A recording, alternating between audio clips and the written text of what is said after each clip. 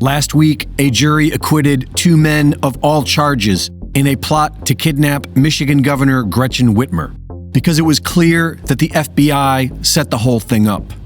While it is surprisingly good news to hear of their acquittal, it is not strange to hear of the FBI setting people up. They've been doing it for generations. During the late 60s, FBI informant Tommy the Traveler traveled to colleges throughout the U.S. posing as a student protester.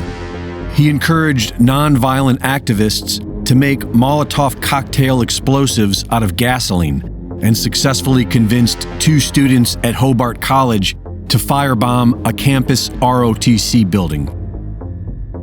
Joseph Burton was hired and funded by the FBI to start a group of Maoist radicals that was deployed to the 1972 Republican Convention to encourage peaceful demonstrators to topple a bus and blow it up. The bomb that killed 6 people at the World Trade Center in 1993 was built with the help of FBI informant Ahmad Salem. After the bombing, the FBI paid Salem over $1 million to recruit others in a plot to blow up other targets in New York City. After the 9/11 attacks, the FBI went public with their long, secret tradition of entrapment.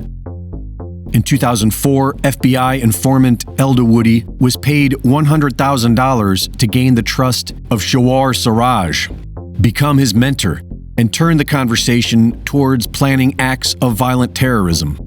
For months before his arrest, Siraj is on record politely trying to say no. In 2006, FBI informant Ali Assad was paid $85,000 to bully followers of a cult-like group called the Seas of David to swear allegiance to Al-Qaeda, which is all they needed to give 5 of them long jail sentences. In 2012, 5 men in Cleveland were directed and groomed by the FBI to discuss the bombing of a bridge. In 2015, a week before actual terrorists Elton Simpson and Nadir Hamid Sufi opened fire on a crowd of people in Garland, Texas, an FBI agent commented, "Tear up Texas," on their social media. That same FBI agent was dressed in Middle Eastern garb and drove behind the perpetrators on their way to the attack. The FBI claim that this is a coincidence. These are only a few of the instances that we know of. There are many more. The FBI has a long history of unchecked criminal activity. So it is no surprise to hear that the FBI planned the Governor Whitmer kidnapping. That is what they do. What is surprising is that the people are starting to wake up.